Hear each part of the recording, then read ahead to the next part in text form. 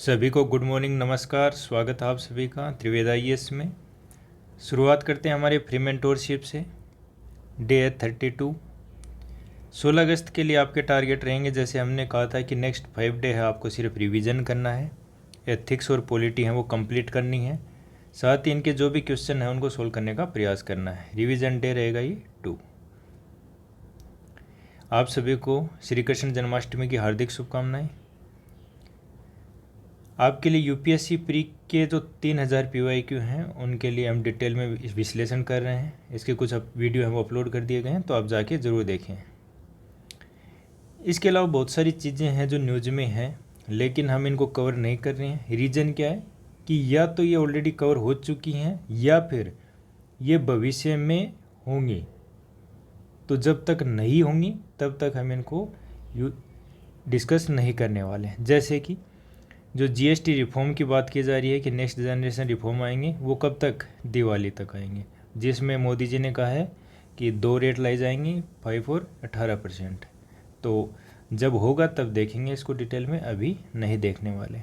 और कि GST reform की क्यों आवश्यकता है, इसमें क्या चीज़ें इशूज़ हैं, तो ये भी क्या है कि जब ये चीज़ें चेंज होंगी तब इनके लिए काफ़ी आर्टिकल लिखे जाएंगे, तो वहाँ से हम इन चीज़ों को कवर करेंगे।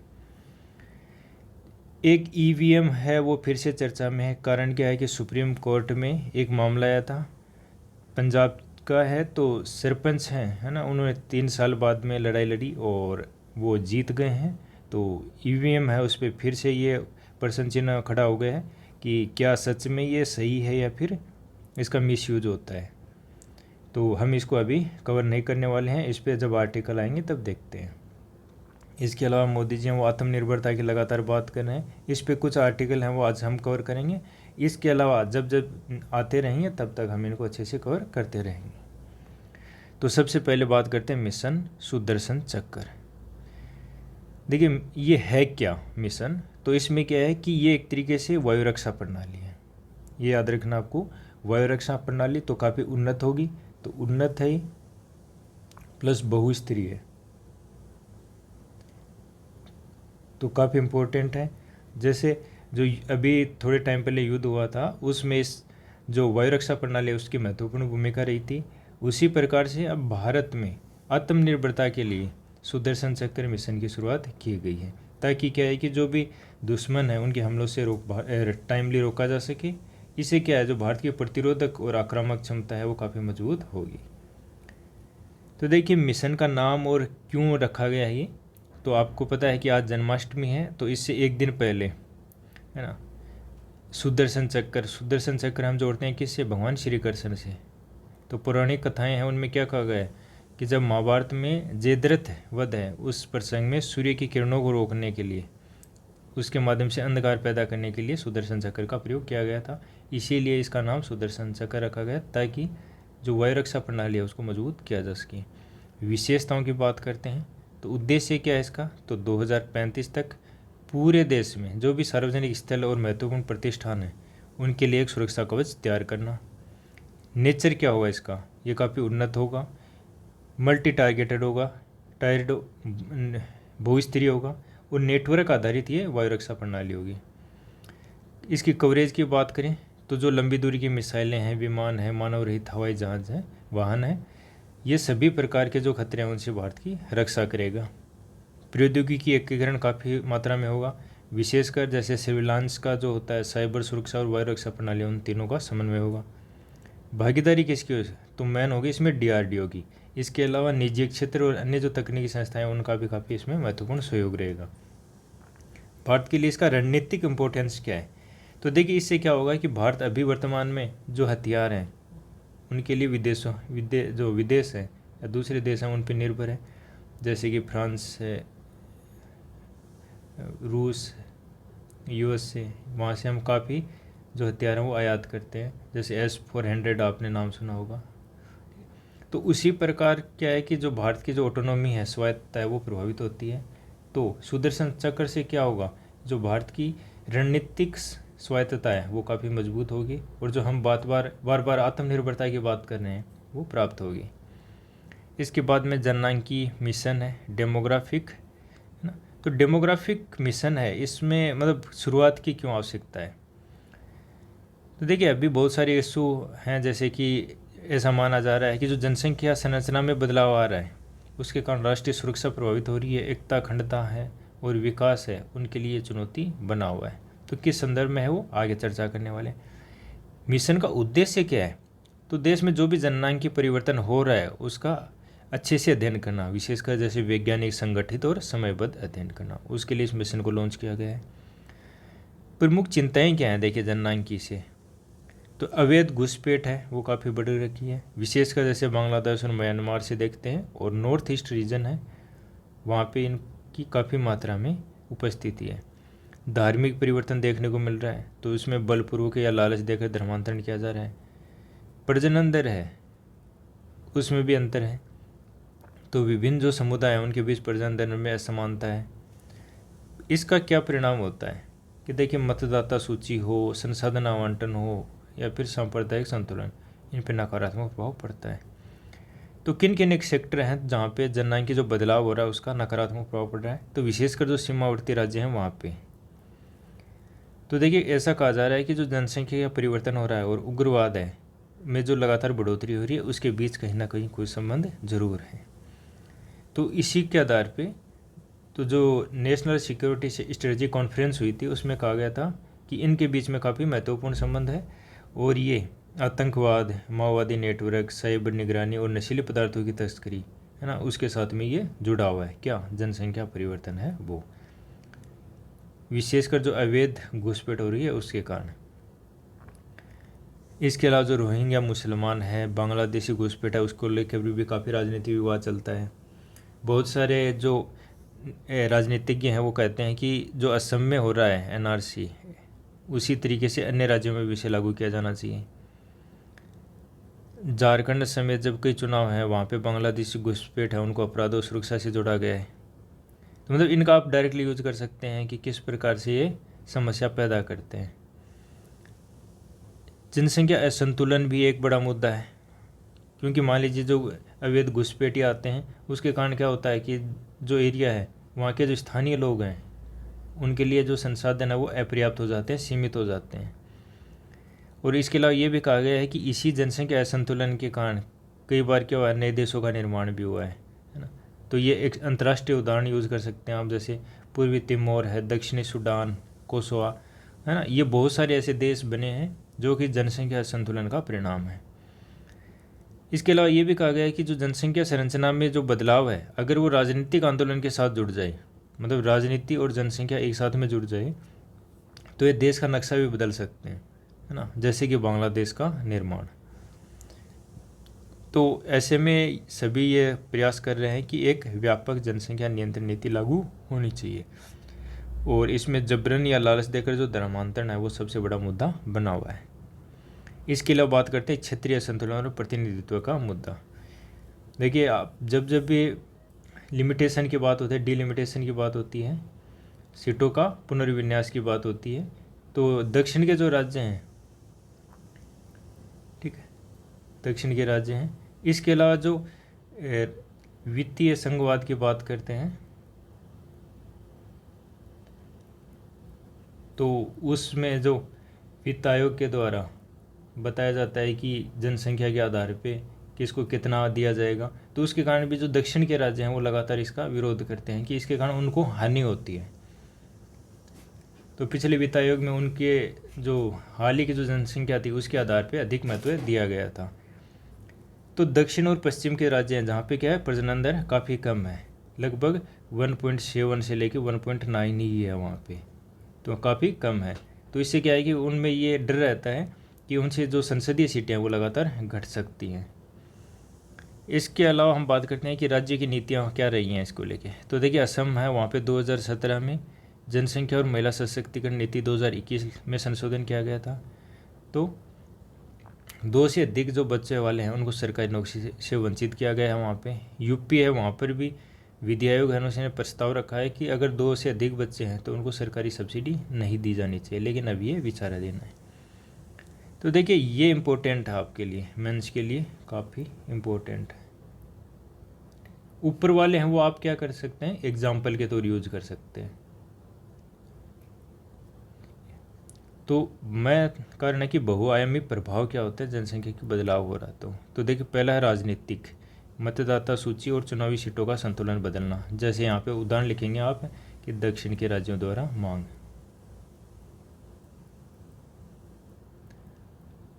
है ना। फिर यहाँ पे आप वित्त आयोग का भी दे सकते हैं कि वित्त आयोग ने इसके आधार पे जो जनसंख्या में आधार वर्ष है उसमें बदलाव किया। सुरक्षा, जैसे सीमावर्ती क्षेत्रों में घुसपैठ और उग्रवाद का खतरा है। सामाजिक सांस्कृतिक बात करते हैं तो इससे क्या है, जो सामुदायिक अनुपात है उसमें बदलाव से सामाजिक तनाव उत्पन्न होता है। जैसे इसको मेनली देख सकते हैं हम नॉर्थ ईस्ट में। आर्थिक बदलाव, तो संसाधनों पर दबाव बढ़ता है और रोजगार में प्रतिस्पर्धा बढ़ती है।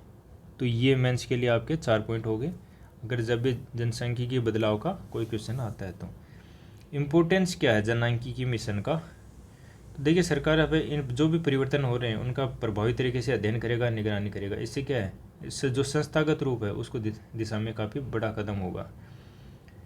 कार्य क्या होंगे इसमें, तो डेटा का संग्रह किया जाएगा, सीमा क्षेत्र है उनमें सर्वेक्षण किया जाएगा, जो जनसंख्या की रुझान है उनका विश्लेषण और नीतिगत सुझाव प्रदान किए जाएंगे। दीर्घकालिक लक्ष्य क्या है इसके, तो राष्ट्रीय एकता, सुरक्षा और संतुलित विकास सुनिश्चित करना।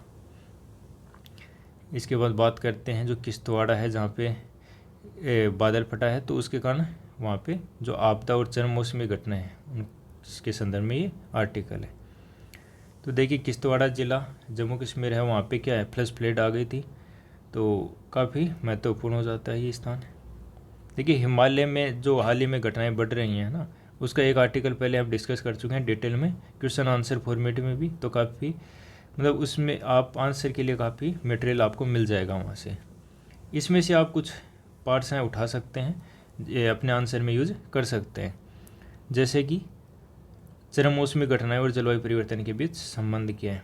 जैसे विशेषज्ञ हैं वो ये लगातार कहते हैं कि ये जलवायु परिवर्तन का भी एक प्रमुख परिणाम है, लेकिन इसके अलावा भी बहुत सारी चीज़ें हैं। जैसे हमने डिस्कस किया था कि वहाँ पे निर्माण कार्य हैं, मनुष्य की जो गतिविधियाँ हैं वो बढ़ गई हैं। परंतु देखिए वैश्विक तापवृद्धि और मौसम पैटर्न बदलाव है उसमें काफ़ी संबंध देखने को मिलता है, जिसके कारण अचानक बाढ़ आना, जंगल की आग, ये जैसी घटनाएं हैं उनकी बारंबारता बढ़ी है और वो ज़्यादा डेनिश हो गए, तीव्र हो गए, गहन हो गए। तो जम्मू कश्मीर में अगर चरम मौसमी घटनाओं का आंकड़ा देखें 2010 से लेकर 22 के बीच, तो सबसे ज़्यादा जो घटनाएं हुई थंडर स्टॉर्म की देखने को मिली है। इसके अलावा भारी वर्षा, तो ये देखिए मेन कारण है। अगर आपसे पूछा जाए कि हिमालय क्षेत्र में कौन कौन सी महत्वपूर्ण जो चरम घटनाएं हैं वो कौन सी हैं, तो हिमालय में यही है। तो थंडर स्टॉर्म की समस्या है वहाँ पे। हेवी रेन, तो देखिए भारी वर्षा कब कहा जाता है, ये डेफिनेशन आपको याद रखनी है। भारी वर्षा कहा जाता है कि पिछले 24 घंटे में अगर 64.5 से लेके 115.5 मिमी वर्षा हुई है तो वो क्या मानी जाएगी, हेवी रेन मानी जाएगी। इसके अलावा अचानक बाढ़ आना, लैंड स्लाइड होना, भूस्खलन, भारी हिमपात है ना, हेवी स्नो होना। और हेवी स्नो क्या माना जाता है कि पिछले 24 घंटे में 30 सेंटीमीटर से अधिक क्या हुई, बर्फबारी हुई हो। तो ये आपको याद रखना है, मेंस में आप डायरेक्टली इनको लिख सकते हैं। बस ये आंकड़ा याद रखने की आवश्यकता नहीं कि कितनी बार हुआ है। अब बात करते हैं मुख्य कारण क्या है। तो देखिए पहला है बढ़ता तापमान। तो पश्चिमी हिमालय जहाँ जम्मू कश्मीर स्थित है वहाँ पे क्या है कि जो तापमान है, टेम्परेचर है, वो लगातार बढ़ रहा है। भारत का जितना औसत तापमान बढ़ा है ना, भारत का उससे 2 गुना बढ़ा है वहाँ पे पश्चिमी हिमालय में। इसके अलावा जो वहाँ पे गर्म हवाएं हैं है ना, तो उसमें क्या है कि नमी की मात्रा बढ़ गई है, नमी की मात्रा लगातार बढ़ रही है। आपको पता है कि जब नमी बढ़ती है तो थंडर स्टॉर्म है, अचानक बाढ़ है, ये संभावनाएं ज़्यादा बढ़ जाती हैं। तो गर्म हवा अधिक नमी रख सकती है। तो 1 डिग्री सेंटीग्रेड अगर औसत तापमान में वृद्धि होती है तो वायुमंडल में 7% से अधिक नमी बढ़ जाती है, अक्षमता बढ़ जाती है उसकी रखने की। तो इसका परिणाम क्या होता है कि जो वर्षा की तीव्रता है, अवधि और आवृत्ति है उसमें वृद्धि हो जाती है, जिससे भीषण बाढ़ की संभावना बढ़ जाती है। हिमनद हैं वो लगातार सिकुड़ रहे हैं। तो नए हिमनदी झील हैं उनकी संख्या बढ़ रही है। ये झीलें होती हैं क्या, अस्थिर किनारा है ना। तो जैसे ये एरिया है ना, इसकी एक लिमिट है कि ये इतना ही पानी ग्रहण कर सकता है।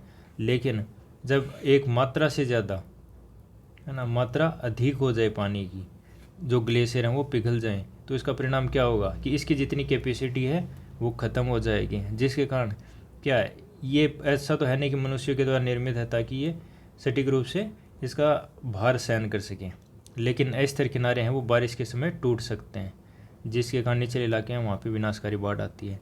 पश्चिमी विक्षोभ है उसका भी स्वरूप लगातार बदल रहा है, काफ़ी इम्पोर्टेंट है पश्चिमी विक्षोभ।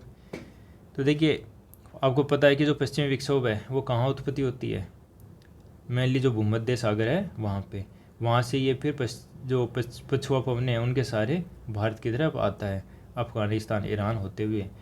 तो ये बहुत सारे जो सागर हैं वहाँ से आता है। तो शुरुआत भूमध्य सागर, फिर ब्लैक सी, कैस्पियन सागर, अरब सागर। तो इतने सागरों से आने के कारण इसमें क्या है, पर्याप्त नमी आ जाती है। टेम्परेचर बढ़ रहा है तो नमी की मात्रा और भी बढ़ रही है। पहले क्या है कि ये जो पश्चिमी विक्षोभ होता था इसका प्रभाव होता था सर्दियों में, लेकिन अब क्या है कि सर्दियों की बजाय अन्य मौसम है वहाँ पर भी प्रभाव पड़ रहा है। जैसे कि मानसून पूर्व जो वर्षा होती है, मानसून पूर्व जो वर्षा होती है उसमें जो अचानक बादल फटने की घटना होती है वो भी इन्हीं के कारण होती है। किन के कारण, पश्चिमी विक्षोभ के कारण। वैश्विक तापन है उससे अरब सागर का भी तीव्र तापमान वृद्धि हो रही है, तो अधिक नमी है वो उत्तर की ओर पहुँचती है। तो जब पश्चिमी विक्षोभ है वो अरब सागर तक पहुँचता है तो क्या है, पहाड़ों पर अधिक तीव्र वर्षा होती है और बाढ़ आ जाती है। इसके अलावा स्थलाकृति है, टोपोग्राफी है, वो भी काफ़ी महत्वपूर्ण भूमिका निभाती है। तो देखिए हिमालय की जो पहाड़ी श्रृंखलाएँ है ना, उसकी जो टोपोग्राफी है वो सीधे रूप में प्रभावित करती है। विशेषकर जो ओरोग्राफिक वर्षा होती है, ओरोग्राफिक वर्षा क्या होती है कि ये मान लीजिए पहाड़ है, यहाँ पे क्या है कि जैसे जैसे ये आएगा, या जिसको हम पर्वतीय वर्षा बोलते हैं, तो ये इसे टकराएगा। टकराने से क्या है कि इनमें संघनन शुरू हो जाता है और जो ठंडी होकर है फिर भारी वर्षा करते हैं। तो ये यहीं पे टकरा के फिर यहीं पे बारिश करने लग जाते हैं। और फिर क्या है कि वहाँ की जो घाटियाँ हैं, जो दर्रे हैं वो क्या हैं, संकीर्ण हैं, जिससे पानी का जो बहाव होता है वो बहुत ही तीव्र होता है, जिसके कारण जो फ्लश फ्लड है और भूस्खलन है उसका खतरा बढ़ जाता है।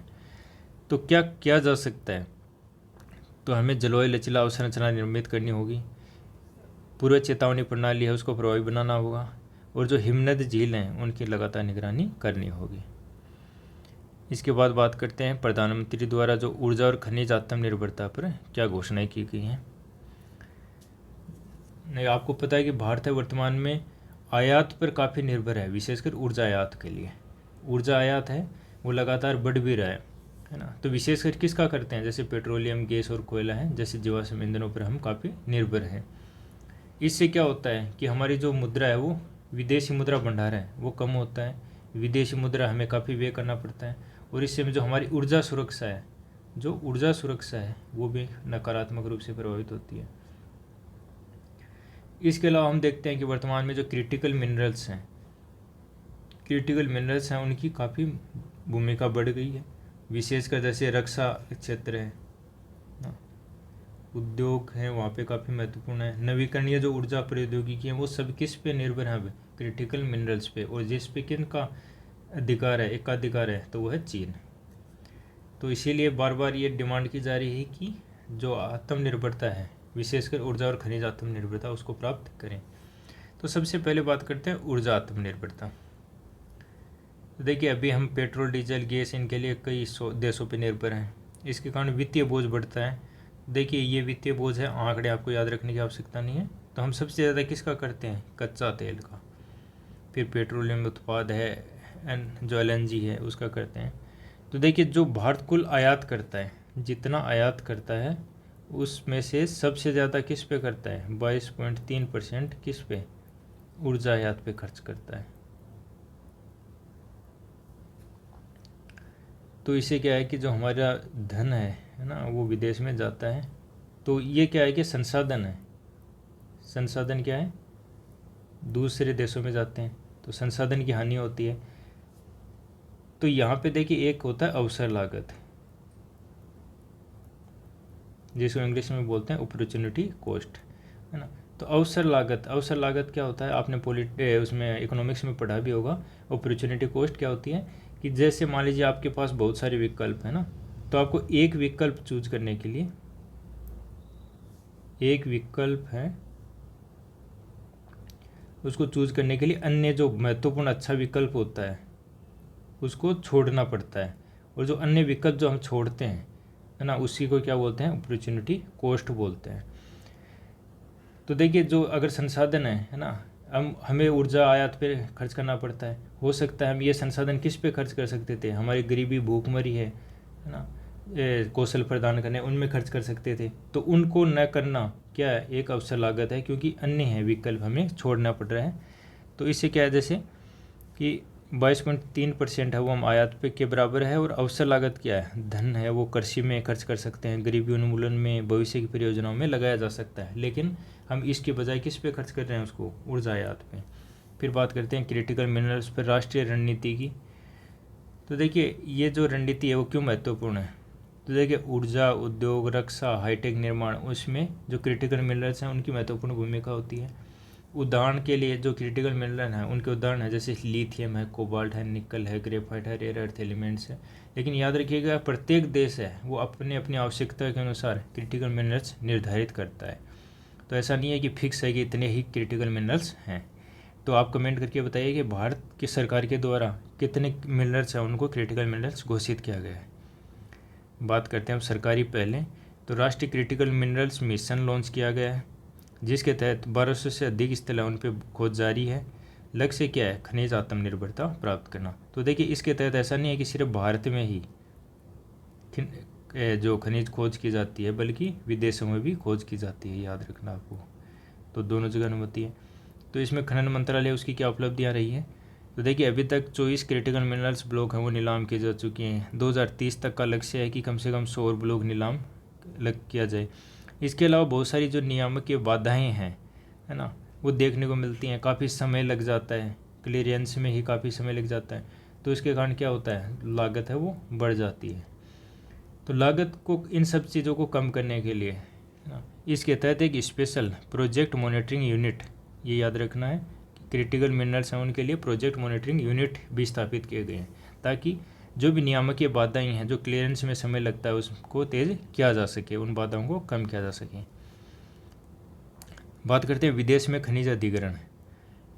तो देखिए, विदेशों में भी खनिज अधिग्रहण किया जा सकता है। इसके लिए जो 2 एक्ट थे उनमें संशोधन किया गया था। तो पहला माइंस एंड मिनरल डेवलपमेंट है रेगुलेशन एक्ट है, उसमें संशोधन किया गया। इसके अलावा जो नेशनल मिनरल एक्सप्लोरेशन ट्रस्ट है, उसको अगर कोई कंपनी विदेश में खनिज खोज कर रही है तो उसके वित्त पोषण का भी अनुमति दे दी गई। बात करते हैं परमाणु ऊर्जा के लिए। तो परमाणु ऊर्जा है उसमें 10 गुना वृद्धि का लक्ष्य निर्धारित किया गया है। वर्तमान स्थिति की बात करें तो देखिए, जून 2025 तक स्थापित क्षमता कितनी है परमाणु ऊर्जा की, 8.8 गीगावाट। तो यह है कुल बिजली क्षमता का 2% से भी कम। अभी 10 रिएक्टर ही चालू हैं। तो घोषणा क्या की गई है कि 2047 तक जो परमाणु ऊर्जा क्षमता उसको 10 गुना वृद्धि करना। इसके अलावा निजी क्षेत्र है उसके लिए भी परमाणु ऊर्जा में प्रवेश की द्वार खोलना या अनुमति देना।